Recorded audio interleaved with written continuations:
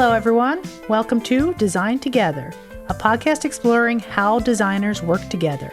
I am your host, Abby Ryan Guido, a designer and educator working in Philadelphia, collaborating everywhere. Today, we have one of my favorite people I've met since the pandemic started. I was wondering, I don't know if that's a compliment or not, but we'll take it as a compliment. Anyway, Sergio Claudio is the Senior Director, Global Head of Adobe.com Enterprise and Commercial Experience. I hope that's right because it's a lot. And he has a ton of experience working at a wide range of places, from agencies to big tech that we're going to get in today. So welcome to the show, Sergio. Thank you so much, Abby, and I appreciate you having me. I can understand that the titles can be a lot. I've often said it's been a long time since I have not had an ampersand in my title, so I think you nailed it. It's a good thing. We connected in a funny way, actually. Sergio works at Adobe. I'm an Adobe education leader. We both were quoted in an article from Adobe, and Sergio noticed that I teach at Temple, and he's a Temple alum himself, and reached out, and here we are now. So it's kind of funny, serendipitous, but excited that we were able to connect. He visited a class of mine this fall and shared his story with my students, and I knew I had to have him on the podcast. So we're going to talk today about design collaboration. Sergio, I thought a good place to start, which is a long place to start, but could you talk a little about your career and how you got started? Absolutely. Yes, and you know, I love the connections, just even if it were to be serendipitous through a blog article or a piece of content. But you know, I think my experience as a creative largely has been that, right? Continuing to follow, you know, these opportunities and these pathways that, you know, may not seem like obvious connections to your journey, but, you know, certainly reveal these experiences and opportunities that really help shape your career. And so I happened to find myself in the beginning of my days as a student landing in Temple University. And I say it's sort of serendipitous in the sense that I was a fine artist. I was looking at colleges. I spoke with 7 different universities, almost ended up going to Carnegie Mellon, but I wanted to stay in Pennsylvania and got as far away I was in high school in Erie, so I wanted to get as far away as possible. And Temple University showed up with the most simple application ever. I had actually gotten denied, so I got a rejection letter from Temple. And then I got a letter about 3 weeks later saying, "We're sorry, we mistakenly sent the wrong letter to you. We would love to have you at Temple University." I didn't know that. That's so funny. And so, you know, it happened by chance that I decided that I ended up going to Temple. And, you know, again, studying fine art, graphic design, as well as advertising, I'd always had an interest in using creativity to connect with people. And, you know, I made a decision early on in my career that as an artist, you can have your work displayed in galleries. Or if you work in media or advertising, you have the opportunity to use the world as your gallery. And so that was really what drew me to being able to create in whether it's TV or digital or social, which was not a thing at the time, which is, you know, very, very good in helping amplify. Very much a thing now. Yes, exactly. You know, so yeah, going to Temple, my first paid gig was actually working with Epic Records, designing music promo posters and flyers, as well as then handing those flyers out and posting them on street poles, you know, standing in public areas and trying to get people to go to album and record signings at Tower Records. And so, you know, very early on, I got an understanding for how creative can help make connections with people and drive them to specific actions. I also understood the value of distribution at that time. So, you know, making $50 a flyer per poster back in the day, you know, was enough to sort of, you know, help cover some costs. But then I also realized that there was power in, you know, being the person and understanding the distribution network, right, of physical posters and where the high trafficked areas were going to be and how to create relationships with business owners that allow you to post on their windows. And so these were some really fundamental skills that as I look forward, you know, through my career, they continue to play a role. I then went into working with NPR and WRTI Radio as their creative director. So going into a traditional media format of classical and jazz radio and bringing in new technology. It was the early days of HD and streaming audio for radio stations. So I helped build the first CMS for that station as well as their streaming radio platform. And then moved into ad tech, where that was really a rapid acceleration of my career. Having a chance to work on digital advertising solutions for brands like Apple, MySpace, Toyota, Target, the New York Times, was a really just sort of rapid growth period for me, spending 4 years both designing and also programming digital ad formats in Flash, working in streaming video. So, it was really the kind of early days of interactive media, digital media. For me, I was so fortunate to have that experience, right? It was a lot of big brands that were trying to adapt to all of the digital transformation that was coming in those early days, and being on the forefront of that with many companies. From ad tech, I decided to go into the advertising industry at the ad agency level. And so I took a role with an Omnicom agency as their digital creative director. And again, stepping into a traditional agency that was used to doing TV, out of home, and print campaigns, and really helping them ramp up their capabilities, and also the customers' understanding of how digital platforms could build relationships with their customers. So working with companies like Nissan, Party City, Office Depot, ADT, on building some of their first websites or their first e-commerce platforms, as well as helping them understand and navigate the world of social media and how to use that to connect with their audiences. Spending a few years in advertising as well, building out e-commerce platforms for companies like Zappos and some of the media companies as well, like Paramount Pictures, Nickelodeon, and Viacom. I then made a decision to go back into tech. As you said, Abby, I've sort of had this checkered past that has led me back into technology. And what I love about the world of technology and software as a service companies, SaaS companies, is that these companies are always competing and innovating with each other, right? Some of the biggest tech brands that are out there in the world, Facebook,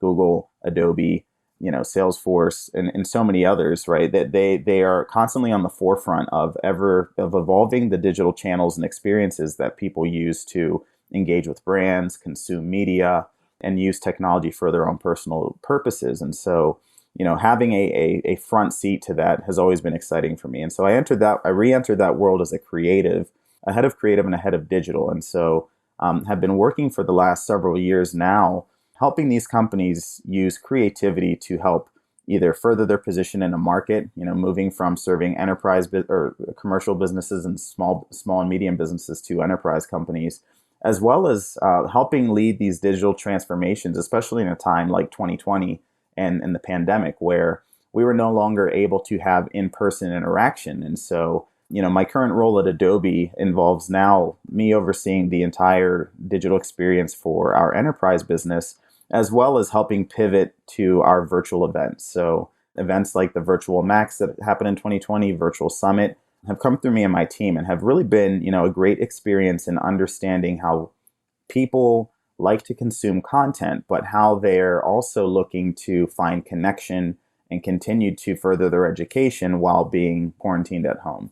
And so it's been a great experience to be not only continue to be creative and sort of a digital strategist, but also helping introduce solutions that are really meaningful to people during these times.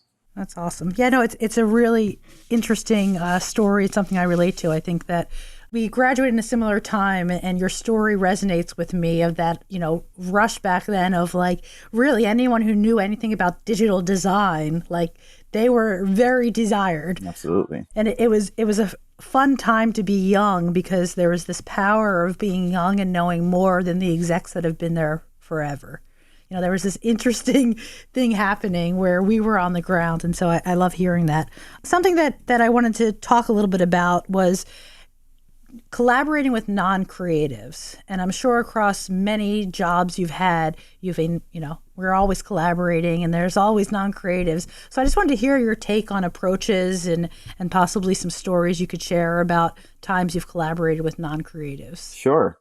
It's an interesting concept. I think the term creatives is often used to describe people with a technical skill set that is a creative skill set, whether it's design, whether it's copywriting, art, craft. But, I think what you come to find in any industry that you work in is that everybody has creativity. And so I think as a creative, one of the big things about learning how to collaborate with all different types of people is to recognize that everyone does have creativity, even though your role may be specifically as a creative lead or a designer or someone on a creative department. And it's important to understand when you are, collaborating with people whose roles in nature may not have creative in their title or in their direct scope. Because, I think part of the role of a creative and successfully collaborating with non-creatives is to recognize the creativity in others, recognize the ideas, and not, look at themselves as the individual that comes up with the idea, but the person that helps nurture and bring an idea to life. And, I think that is a big fundamental shift as you're growing in your creative career and you're making the transition from a student to being a professional and continuing to gain more experiences, to recognize the role that you play as a creative is to help solve problems, to help, again, inspire and nurture the creativity of others, and ultimately bring ideas to life in ways that connect the values of the businesses and teams that you're working with the values of the audiences that you're looking to reach. And you said that, I think of that classic, like you ask someone, a client or maybe an audience, something to come to a brainstorming session, and their first response is, I can't draw at all.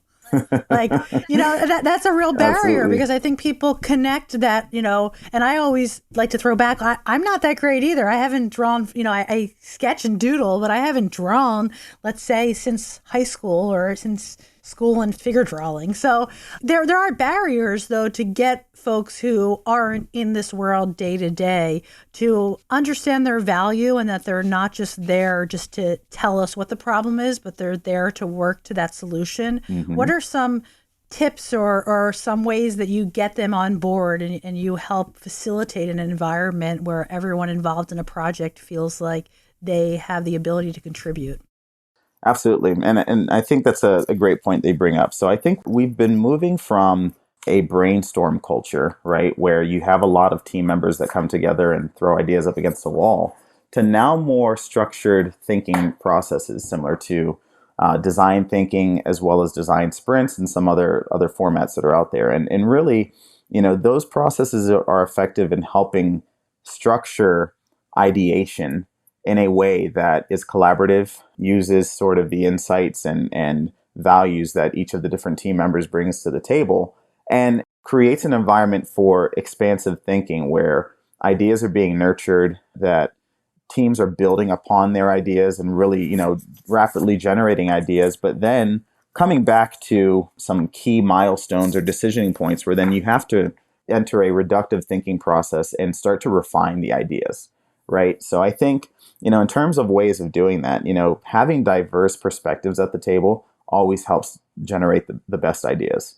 It's not just creatives speaking to creatives, but having, team members of different roles within the room that can provide different perspectives and can look at a challenge from different points of view and areas that matter to them and to their specific audiences is always really important. I think, that also plays into diverse backgrounds as well, right? Having different backgrounds at the table where people have their own experiences and individual contributions to make really can help make ideas reach levels that you couldn't reach if you just had a smaller and kind of homogenized team, right? Sure. Yeah, I had a great conversation with David Dylan Thomas, and he was talking about, that's not always possible, but that one way to work with that is to talk first about whose ideas are not being represented, right, who's not in the room, both things, both diversity of position, but also of who the people are. And that even just putting that out there and having that conversation can also be helpful to make sure you're always taking the chance to step outside of yourself and think about how what you're talking about impacts other people. Yeah. Well, and I think as we talk about the different people that you will encounter as a creative, collaborating with non-creatives, I think it's important to talk about some of these environments that creatives might find themselves, or some of these different types of organizations. I myself, gravitated toward the agency route, which, I know a lot of professional creatives tend to gravitate toward, where you are surrounded with a lot of creative professionals, designers, UX professionals, copywriters. And so a lot of people that will be creative in nature. And these agency structures tend to consist of some level of creative strategy, account and program process management, as well as then your client relationship. And so in that model, there is a tendency to have, a lot of collaboration and ideation within the creative teams, where those teams also benefit from bringing in the strategists that have the deep insights and understanding of an audience the account teams that have a deep understanding of the client business and what the client need is and some of the history there. And also the client themselves, right? They are deeply connected, and they have insights to things that that an agency may not have because of the day-to-day relationship that they have with their business. And that is an environment where you're going to have multiple perspectives that can really help shape an idea and make it become something that not only is a creative concept, but also aligned to a strategy that's going to drive value for a business. I would say another environment that you might find, as I see very much in the tech world, as more companies are starting to build these internal agencies, they're now collaborating with not only creatives, but product managers and product strategists and program managers and analytics teams and marketing technology teams and IT, and all trying to solve these challenges with disciplines that tend to be further removed from what we might consider to be creative, but absolutely are creative in their own right. They're strategic. They're thinking about, multi-year plans. They're thinking about big business challenges. And so, what tends to be effective is to make everyone feel that their creativity is valued in these situations, and that they are coming to the table not only with just an understanding of the audience, but an understanding of the business need, an understanding of some of the budget and limitations. I've often found it successful to bring in into brainstorm situations a finance representative that can understand why we would make certain decisions on budget, or what are some of the considerations that we need to think about in terms of the revenue that a particular concept or idea needs to drive. So, it really is about coming back to the original point. I think creatives play a very important role in partnering with non-creatives by helping nurture the creativity, facilitate ideas, bring in tactics like reframing, right? Reframing a problem and using concepts like metaphor or, blue sky thinking, asking what if, and challenging people to kind of get outside of their comfort zone by using prompts and other types of tactics that would help them generate ideas that can generate discussion. Actually, I had that down. I really wanted to talk about that, about facilitating collaboration. And I was wondering if you could give any, descriptions of how someone might go about that. Some of these ideas you just mentioned, how would they work?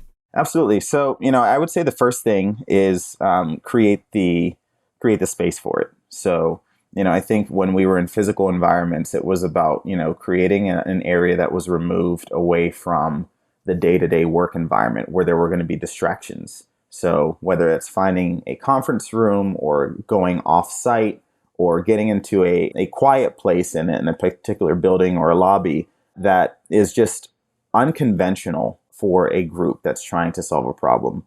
That tends to be effective in removing people from distractions, making sure that everybody is present and making sure that everyone is thinking about the same challenge at the same time. Another thing would be to come prepared, right, with insights. I think in the creative world, we often refer to the brief, and the brief is where we have, a detailed description of the problem and the strategy and insights that can help inform the creative process.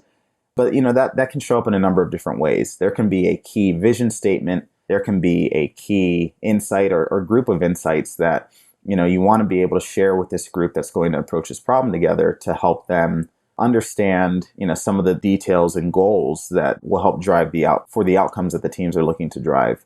I would also add to that. So, once you've established the environment, once you found the right team, right? I think, there is, such thing as having too many people in the room for a creative process. I say too many cooks in the kitchen. Right. Too many cooks in the kitchen. You'll find yourself in some groupthink type of behaviors where not every voice is being heard in the room. The loudest voices tend to get the most kind of airtime in this discussion. And so, trying to limit the size of the team that you're brainstorming with.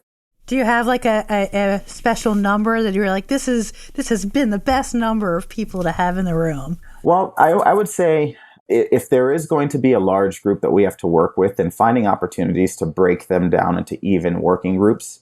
So, that's a great idea. Having teams of 3, 4 or 5 people working on something together at one time. I think even if we have 8 people in a room that are thinking about something, still being able to break that up into groups of 2 or groups of 4 really tends to help just with getting the most ideas that we can out of a discussion. So that's on the generation side, but also in breaking down those groups, what I also find effective is creating that time for these groups to work on small levels and then communicate and collaborate in the larger group again. And I think there's additional tactics that we use for that. No, I love that. I'm trying to be aware of myself. You talked about the person with the big mouth in the room, and I tend to be that. And I'm finding this podcast is helping me a lot with that because I'm here to hear from you all. And so to make that space is really important. But as someone who I'm sure leads a lot of these brainstorming sessions, do you have tips for other people that are in the position of leading it? How do they make sure that we all come in with ideas and thoughts? How do you make sure that you're not taking over and you're not pushing out the agenda you have? Absolutely. Yeah, I think that's a great point. So if we think about, our role as facilitators, as you just mentioned here, it is to listen. I think to be able to effectively recognize the ideas that are emerging and to nurture them, you as a facilitator, your role is to structure and create the space for creativity while also, the environment to generate outcomes and results, right? So coming prepared to these discussions, informing everyone that is going to participate around what the expected outcomes of these discussions should be, making sure that everyone has the right information and sort of the right tools to be creative. The goal, the insights that you have, a clear definition of what the challenge is that you're trying to solve and what you hope to achieve in that discussion. And then creating the space for these teams to be creative, stepping back and not being the person that's, driving the discussion, but listening to the discussion that starts to happen with the team that you're working with. I find that prompts around sort of reframing the problem, right? So being able to clearly state a problem, but then also being able to solicit feedback from the teams that are contributing to understanding that problem, reframing the problem, right? What if Netflix was trying to approach this problem? How might they go about it? That helps create room for expanded thinking, right? For people to kind of remove this problem from being something that they may be close to and look at it from a bit of a distance to say, a company that they may look at or admire, how might they approach it to inspire different ideas?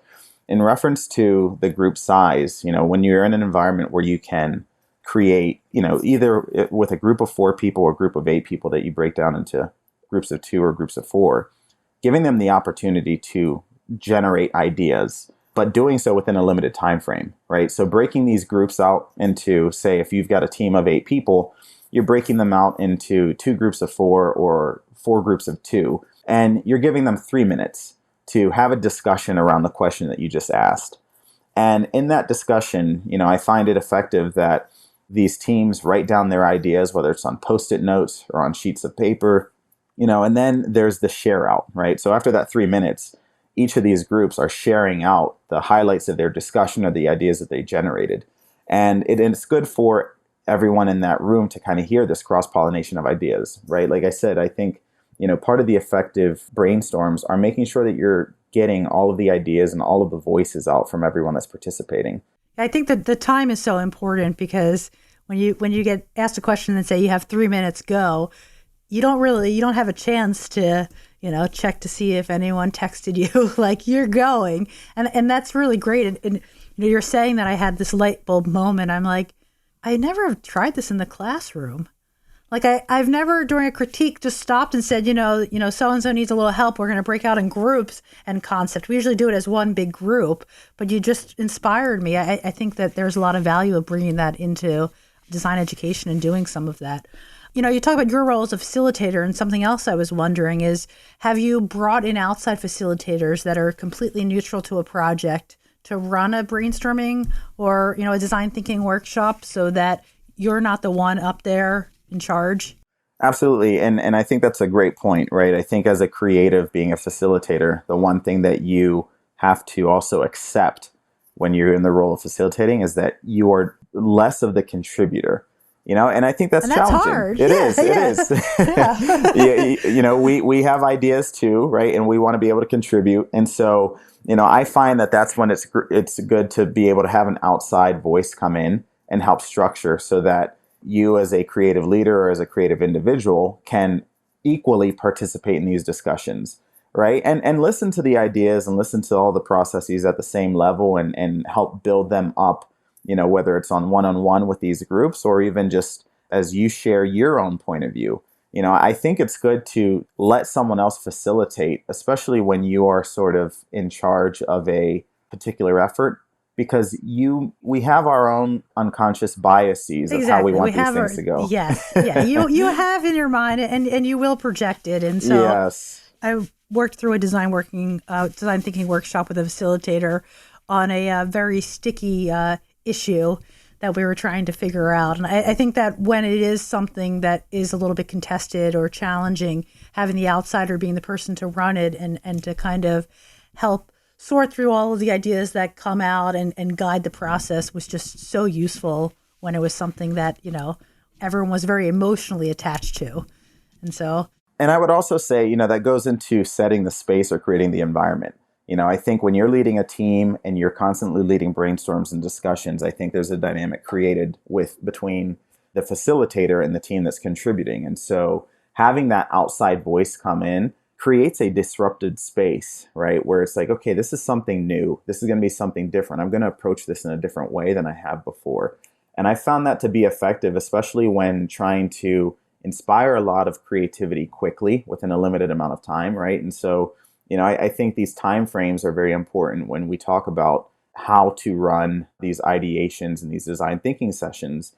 It's dedicated time, whether it's within, an hour to 3 hours or maybe even 3 days, right? Where you want kind of this dedicated space without distractions where people can think and they can stretch their thinking and they can, inspire each other to try and push the limits of their approach. On the other side of that, you also need the structured time around refining the thinking, right? So as I said, in a particular setting where you might break teams out into 2 to 3 minute kind of smaller working sessions, those share outs are very important where everyone is kind of, sharing their ideas together. And so ways that we found effective in doing that is to, if you're using Post-its, there's a process called clustering where everyone is going to put their, Post-its on a wall or in a kind of public viewing space. And then you go through a process of refining by having the teams categorize and match like with like out of the ideas that have been mentioned. That tends to be one of my favorite approaches because, there's sort of a surprise and delight moment for the teams that are working in that fashion where they see that a group across the room in a completely different conversation had the same sort of instincts, feelings, or understanding of a problem that they did. And so they find where they've got alignment, but then they also recognize some of the differences and find kind of trends there. And I've seen that be just sort of an eye-opening exercise where teams step back after that clustering exercise and say, okay, there are some things, some themes that are starting to emerge in how we're all thinking about this that we might want to dig into a little bit more. Yeah, and I think it helps that bring everyone together, camaraderie, that everyone is feeling the same thing. Because often we have, different ideas and different approaches, but when you do cluster and you see the like thought, that, even if you don't always agree about everything, a lot of people in the room did feel this one way. Right. And I think that there's a lot of power in that. I'm curious when you're starting a new project, planning for a new event or whatever it might be, how do you decide, like, this is a project where we really need to have a big design thinking, workshop around it, or we're just going to dive right in? Or does every project start with some type of kind of kickoff, brainstorming event? Well, I think every project really is about making sure there's a clear definition of the challenge that's being approached. And, I think some of these exercises that we're discussing when designing kind of a solution actually, go into designing the problem itself, right? I think when we're approaching a new project, there are a lot of inputs that we're taking in from, possibly an events team, an environmental situation that we're all trying to think about together, a customer need that may arise or a group of customer needs. And there is an exercise in sort of taking all of these inputs and defining, okay, what is the problem and what is the challenge that that we are all trying to approach. So, I think that really is the first step in being able to successfully drive a brainstorm or design thinking or even any type of solutioning, is to really understand what is the challenge that we're trying to solve here. I think, product managers will refer to that as, what are the requirements, or as creatives, we often refer to it as what is the brief. We often look to teams to say, crystallize this challenge for us by helping us identify the need, the business problem, the size of the opportunity, or the key insight that goes into defining this problem. And, I think those materials are all important for then leading sort of an inspiration or strategic exercise. Do you often share this material with everyone who's going to be present before, or is this information shared when you show up to this new room to work on this together? I think there's value in both approaches, right? I think there are times where you should send a pre-read so that the limited time that you have is extremely focused on the solution. Sometimes what happens though is that there are a lot of sort of pre-packaged ideas that teams may come into the room with. And I think the danger in sort of kind of the preconceived ideas is that people can become attached to their idea, and so, the value that I find in sort of briefing in the session for the first time with the team is that you can get a lot of the raw reactions from people all happening, at the same time or within their groups. And so everyone's reacting to something the same way, and they're sharing a little bit of gut and a little bit of experience that tends to have a little bit more authenticity and maybe even simplicity to the ideas, right? Because it's something that they immediately felt or reacted to in the moment, matched with something that they've had some time to refine in the room, versus maybe having, a few days or 24 hours to think about it and start to sort of crystallize an approach in their own minds. I'm wondering if you led any of these or participated, and you're totally going to, this is me thinking about myself in these, where your idea is not the one that kind of moves forward, and you just feel so strongly that what the group has decided is not the best solution. Have you been in that situation ever? And I know that it doesn't mean it's not the best solution. It probably is if the group together decided it. But how do you kind of let go of yourself and your own ego, I guess, in a way? I think that is an evolving dynamic for creatives as we grow as professionals. I think you reach a point where you come to understand it's not about your idea or your own personal expression of creativity, but it's about the best solution to a problem.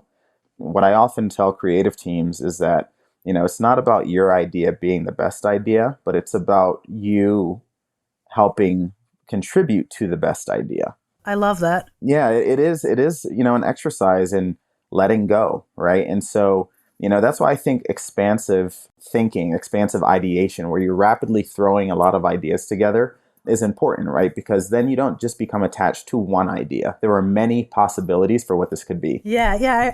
I'm just smiling because I'm thinking about different projects that students did. And often we do, just as a whole class, we brainstorm and help them.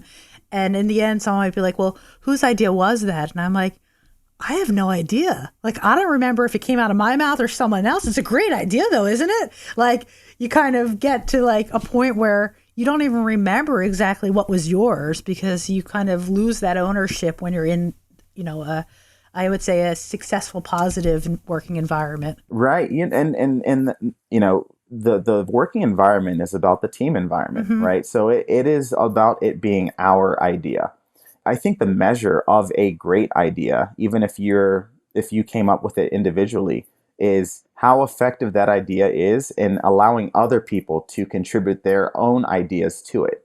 We use the term an idea that writes itself, right? It starts with a small concept and it has turned into this just kind of broad network of executions and possibilities that are all the result of everyone else contributing their idea to the idea.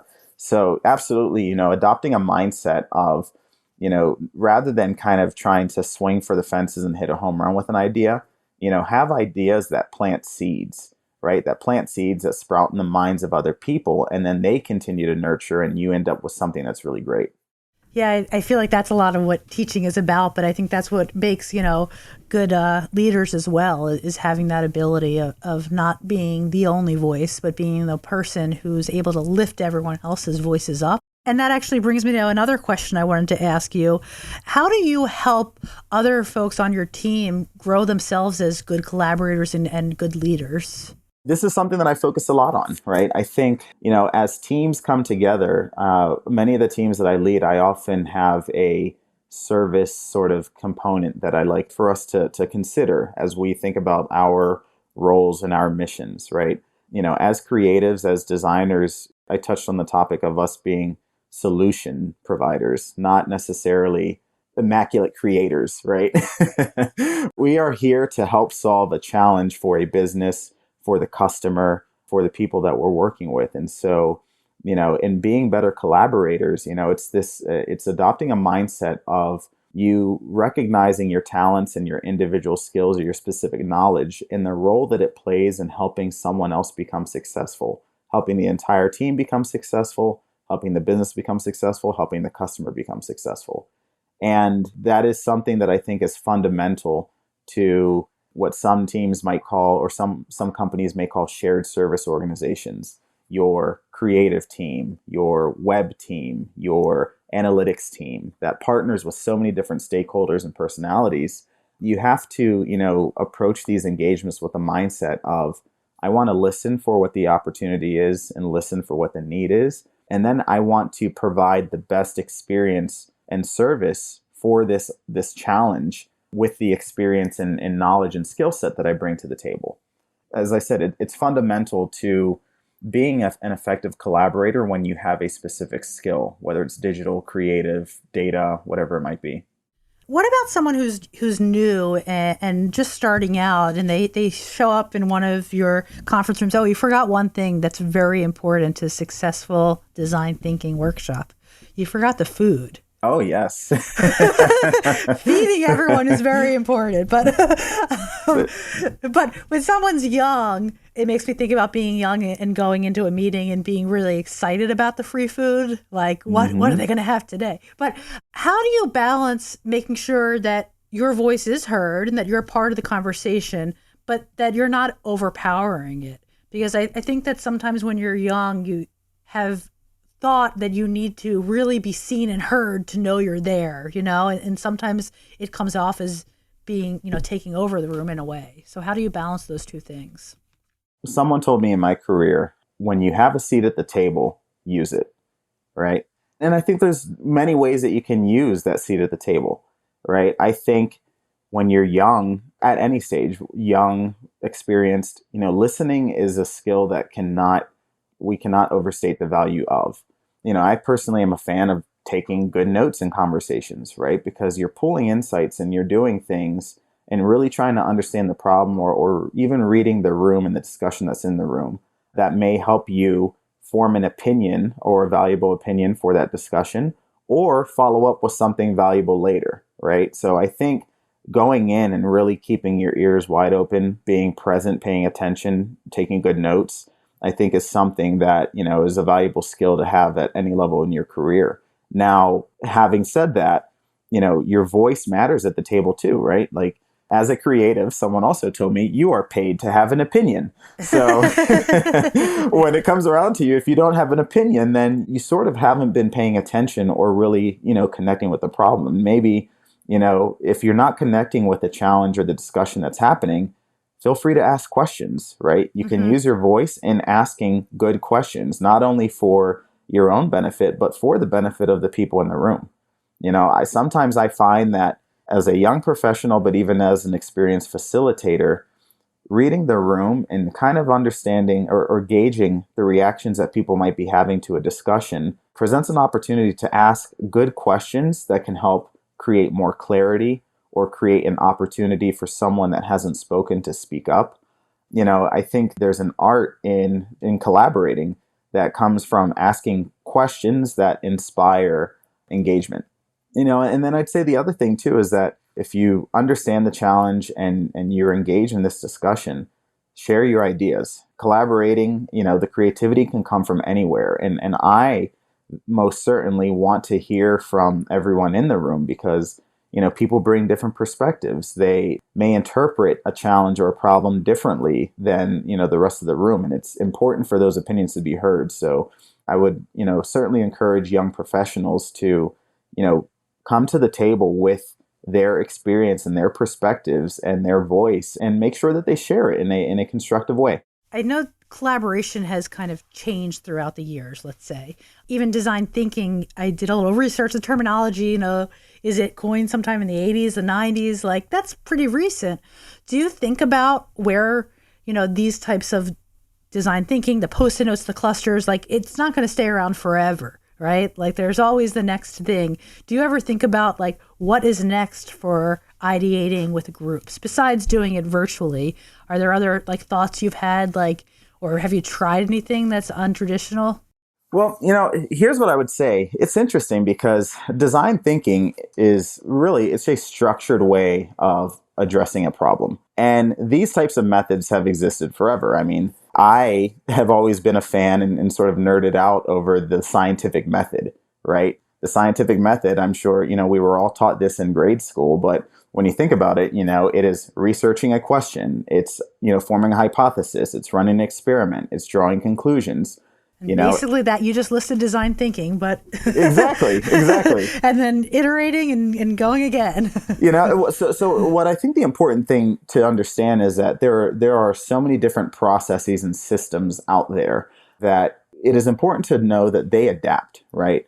You're not always going to use every element of a design thinking process in a discussion. There are going to be elements that are most effective for a particular environment or problem or stage of a problem that you're trying to solve.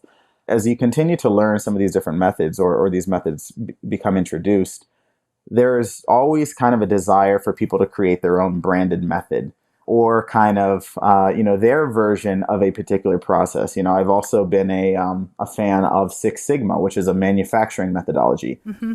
Their model is called DMAIC: define, measure, analyze, implement, and conclude. And again, it's a very odd way to end it, right? Because you want to continue to improve exactly. this. It should be continue. I think it's continuously improved. Yes. Anyway, but I was kind of hoping you were going to tell me you have like this idea, AI robot that comes in the room and just spits out the solution to any problem, but you didn't go there. All right. Define, measure, analyze, improve, control. Okay. So that is DMAIC. DMAIC is define, measure, analyze, improve, control. Where I was going with this is that, there are systems out there that, come into play at different times, and they're employed by whether it's engineers or, science organizations, creative organizations. They're all designed to help teams solve problems. And so, I don't necessarily feel if there is a fad in this, it is sort of kind of the rapid awareness and adoption of particular methods like a design sprint from Google Ventures or other teams. And I'm a big fan of the design sprint method, by the way. The goal is to, make sure that you have an effective process in place that creates space for creativity, but then also, delivers on execution. I think what is important for creatives and teams in general to understand is that there's a time for vision and there's a time for execution, and they're equally important, and you need to create space for both. So whether it's, design thinking method or a Six Sigma method or a design sprint method, as long as you have an effective process, you're putting effective constraints in place to generate the most creativity and quality execution. Awesome. Well, I didn't want to not talk today to you about Clubhouse since you introduced me to it. So we're going to talk about Clubhouse a little bit. Sure. So it's a platform where you can collaborate and share ideas. So it's kind of perfect for what I'm looking into with this podcast and what we've been talking about. And so I'm guessing, since I was new to it, I'm sure there's going to be plenty of listeners out there that also, this is the first time they're hearing about Clubhouse. And I know that you've gotten into it. So I wanted you to have the chance to talk a little bit about what it is and what's so exciting about it. That's great. I'd love to. I think Clubhouse is one of my favorite. And you're not paid by Clubhouse. Let's just say that. I'm not paid by Clubhouse. Okay. Although, I will welcome checks. So, I'm a big fan of Clubhouse, and what I think I find interesting about Clubhouse is the connection and sort of enjoyment that I see not only myself, but the people that I connect with experience from the application. So, for me, looking at 2020, I've spent a lot of time trying to find ways through virtual events to help people connect. I've explored, and myself and our teams have explored chat applications, streaming video and Zoom calls and Blue Jean sessions, using Slack channels to have group discussions. And so, we have been looking at so many of these different channels on that we could use to help create that one-to-one connection and that human kind of conversation that people were missing when they go to conferences or when they go to the office and they have a water cooler conversation. And at a time where everyone was starting to kind of feel Zoom burnout, right? Zoom happy hours, Zoom baby showers, Zoom birthday parties, birthdays, weddings, funerals, everything. There was an application that someone introduced me to, a student that I mentor, Barbara Polanco. She introduced me to this application. And, one of the things that I've enjoyed, sidebar about kind of mentoring and engaging and working with younger creatives is that they keep me in the know of what's cool. That's what I love about teaching. I feel like every time I'm with them, I learn something and new. So she was telling me about this cool invite-only application where she was getting to meet so many different creative professionals and have these conversations with people, and it was called Clubhouse. And she had an exclusive invite that she was able to send my way.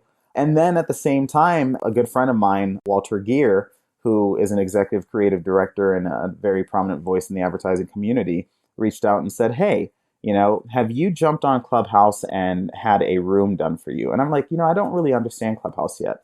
So he explained to me, Clubhouse is a voice and audio only application that's meant to kind of have group discussions and facilitate connections with people, in real time using audio and only a profile picture. So I said, okay, I would check it out. And so he hosted for me what was called a welcome room. And so this welcome room was a room that was, that he was facilitating. So the way that Clubhouse works is that it's an application, an audio application that's structured around having rooms or sort of chat rooms that are audio only. And these chat rooms have speakers or moderators, speakers, and audience members. And they move very fluidly. So a moderator or a facilitator can open up a room around a particular discussion, say creative collaboration, and they can invite people into that discussion to have a chat around creative collaboration. So Abby, I might set up a room around creative collaboration and I could invite you to speak. And you and I, one-on-one, can have a discussion around the values of creative collaboration and some of the tricks and methods that work for us. And audiences and listeners can join at will. And so they can join and listen into the discussion. And as you and I... So when are we doing this? We got to do it. Go on. Here we are. We're brainstorming, group of two, right? And so we're going to do this discussion. It's the two of us talking about design collaboration. And people are joining this discussion one by one, listening in the audience. And there's a feature that allows them to raise their hand if they have something valuable to contribute. So now this discussion can quickly grow, in 5 minutes, from it being you and I speaking to now you, myself, and 4 other people that are joined from the audience. And the beauty of it is that these audience members are coming from everywhere. So, by surprise, we may have, an executive creative leader from a major brand join the discussion. We may have a junior creative coming from Temple or from, early in their career join the discussion. And quickly, we have these diverse perspectives in the room speaking about this topic of creative collaboration. And, it's rewarding in the sense of connecting with people that care about the things that you do as well, that also provide perspectives not only to the audience, but to the original people that were speaking about the discussion. New ideas, new approaches, challenges that they may face from their own, organizations or their own perspectives on the career. And it's been great, right? I think the amount of value that comes out of these discussions, a 20-minute discussion, has been much more valuable than maybe spending 20 minutes on Twitter or 20 minutes scrolling through Instagram feeds, right? Because you're connecting with people, you're getting real insights, and you feel that kind of gratification of having connected with someone, having learned something, and also having been heard on a particular topic that you might care about. Yeah, well, it's also seems like a great place to kind of practice. We talked about how do you have the confidence to participate in these conversations. It's kind of a low stakes to get on there and to ask a question and to be part of the conversation. Absolutely. I think if we think back to the days of just even AOL and AIM and all of that, right? Like social media has always kind of given you a safe distance to think about, and curate your thoughts and your ideas, right? And so it's been sort of a safe space for people to communicate and share a voice because you've got the time, right? Right. And I think public speaking in front of an audience, is certainly a jump for some people because it's real. You're seeing reactions, and you have time to prepare beforehand, but when you're in the moment, you're there. And I think Clubhouse is a step in between where, Sure. you're behind kind of an avatar, right? Your profile photo. The conversations are real time. So, it does, help people practice with getting more comfortable about their voice. It helps people practice with being with brevity, right? And being succinct in some of their points. And so, I have seen it become very valuable for some people that get up on this stage that haven't maybe spoken, in front of more than 5 people at a time. Now, sometimes speaking to 500 people in some of these rooms. But then, again, just having kind of real value that comes out of it. There's a group that I'm a part of called Black Men in STEM, and I always advocate for the A in STEAM, right? Because it's science, technology, engineering, arts, math. We speak to professionals. We speak to, people who are aspiring to get into careers that are STEM and STEAM careers. I've just been impressed by some of the people that have stepped on stage and shared stories, whether it's, their own kind of experiences of trying to be comfortable using their voice to, parents that have brought their children into the discussion so that they can connect with other leaders that are, that are in the fields that they aspire to be in when they grow up. And so, the spectrum of value that I've experienced in these discussions and this application, it's been impressive, right? But also, it's not for everyone. And so, it still remains to be an invite-only application at the time of this discussion. And, I personally have used my invites judiciously as I've said, hey, who would find value from hearing, a lot of different discussions, that sort of kind of sound like mini podcasts in their own right? Who would find value in having an opportunity to step up and speak share their point of view on a particular topic? And who would get the most value out of this on a regular basis, right? Someone that might use it, a few times a week versus maybe once a month. And so, I think I may have only invited maybe 4 or 5 people. You might be the 5th. I feel lucky. I find value out of it, but I know that everyone's time is limited. So if I'm going to advocate for something, I want to make sure that it's valuable to you as well. Even us talking about this, I had down in my notes, I said, either we're going to look back and be like, wow, remember we talked about it before everyone else knew? Or we're going to say, hey, remember that thing Clubhouse? Like, whatever happened. So we're either like dating ourselves in a bad way or it's something that's going to be really fun to look back on. Right. We might be early adopters of the next big thing, or we'll be talking about it like it's GeoCities. Exactly. But it is really interesting. It does remind me of podcasts, but then you can jump into the conversation. Right. And so as I've been playing around with it, I'm just trying to figure out like how to curate. But I know that it's early in the development of the app itself. And I'm sure even the curation and how it all works will evolve as well. So I'm excited, and I will try to take you up on the offer. We should jump on there. I'd love to talk to you. About something. We've ideated. Now let's execute. Yes, let's do it. All right. Well, thank you so much, Sergio. I always love talking to you, and I think that everyone's going to really enjoy hearing what we talked about today. So thanks so much for being here. Well, thank you so much for having me, Abby, and it's always a fun discussion. So looking forward to many more opportunities, whether we're working together with students or, we continue to do things in the design world together. So thanks so much. Thank you all so much for listening. If you are enjoying our show, please post us a review on whatever podcast streaming platform you use. To learn more about us, check out our website at designtogetherpod.com.